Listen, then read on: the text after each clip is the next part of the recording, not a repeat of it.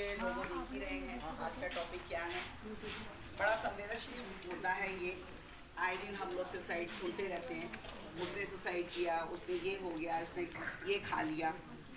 तो पूरे संसार में मतलब वर्ल्ड में ये चीज़ चला कि आखिर सुसाइड बच्चे इतना करते हैं, लोग इतना करते हैं, तो इस पे रोकथाम भी होनी चाहिए। और ये दिन 10 सितंबर 2003 से ये दिन स्टार्ट किया गया। उसी पे आज मैं आपको बताऊंगी कि क्या है इसके मुद्दे। ठीक है, तो ध्यान से सुनना। कोई ये मतलब कि नॉर्मल टॉपिक नहीं है ये, आज का बड़ा क्रूशियल टॉपिक है ये, और इस पर रोक लगानी है। वर्ल्ड सुसाइड प्रिवेंशन डे है, विश्व आत्महत्या रोकथाम दिवस। इस दिन को मनाने की शुरुआत 10 सितंबर 2003 को international association for suicide prevention यानी IASP और विश्व स्वास्थ्य संगठन यानी WHO ने मिलकर एक बहुत ही महत्वपूर्ण संदेश आत्महत्याओं को रोका जा सकता है देने के लिए की। इस दिवस को मनाने का पहला वर्ष सफल रहा यानी 2003, इसलिए 2004 में WHO औपचारिक रूप से इस आयोजन को फिर से सह प्रयोजन करने के लिए सहमत हो गया, जिसे ये एक वार्षिक मान्यता प्राप्त दिन यानी एनुअली रिकॉग्नाइज्ड डे ये बन गया। हर साल इस दिवस को मनाने के लिए IASP 60 से अधिक देशों में कार्यक्रम आयोजित करता है।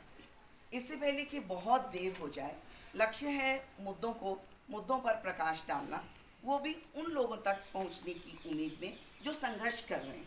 महामारी के दौर में नौकरियां छिन जाने, अपने करीबियों को खोने और अकेलेपन ने लोगों को चिंतित, उदास और अति संवेदनशील बना दिया, जिसके चलते भी कई लोग इस गलत यानी कि आत्महत्या की तरफ मुंह करके खड़े हैं।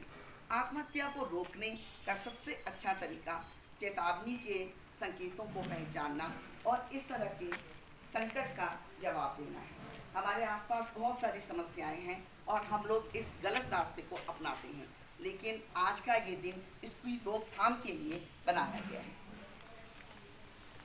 WSPD 2021 से 2023 का विषय यानी थीम है कार्रवाई के माध्यम से आशा पैदा करना, अर्थात क्रिएटिंग होप थ्रू एक्शन। इस तत्काल सार्वजनिक स्वास्थ्य मुद्दे को संबोधित करने के लिए सामूहिक कार्रवाई की आवश्यकता को दर्शाता है।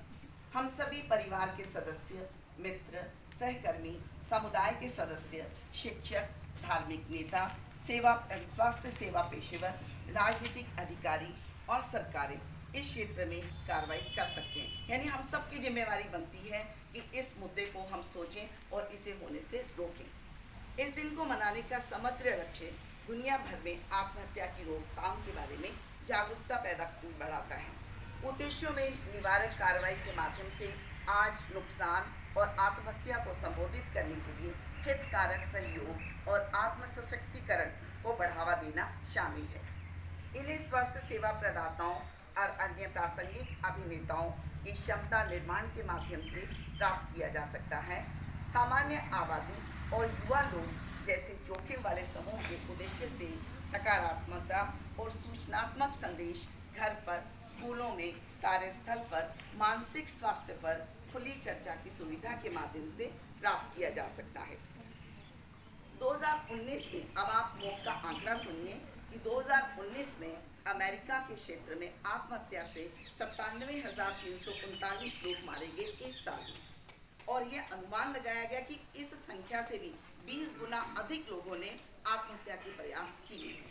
और भारत की बात की जाए तो नेशनल क्राइम रिकॉर्ड ब्यूरो के NCRB रिपोर्ट के अनुसार 2021 में पूरे देश में लगभग 1,64,033 लोगों ने आत्महत्या की, यानी कि रोज 450 लोगों ने आत्महत्या की, और 1,64,033 जो कि 2020 से 7.2% ज़्यादा थी। सोचने की बात है कि जहां इतने लोग ज़िंदगी से बेजार होकर अपने प्राण गंवा देते हैं, क्या हमें एक ऐसे समाज का निर्माण नहीं करना चाहिए जहां लोगों को जीने की चाह जाए। Thank you. सोचने का मुद्दा है।